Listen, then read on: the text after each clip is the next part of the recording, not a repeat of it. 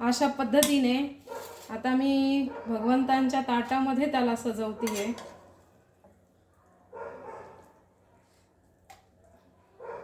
हे भगवान बाळकृष्णांचं भोगाचं ताट आहे। भगवान बाळकृष्ण याच्यामध्ये येऊन जेवतात।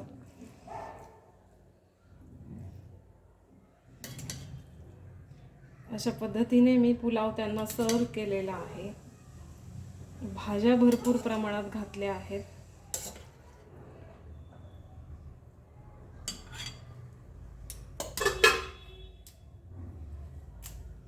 त्याला सजवण्यासाठी जाते पुदिना आणि हिरवी मिरची, कारण आपण मिरची घातली नाही आहे याच्यामध्ये, तर ती निदान याच्यामध्ये उभा राहायचं तरी काम करेल।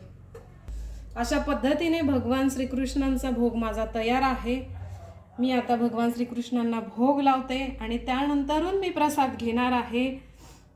आपल्याला माझा हा व्हिडिओ कसा वाटला ते सांगा।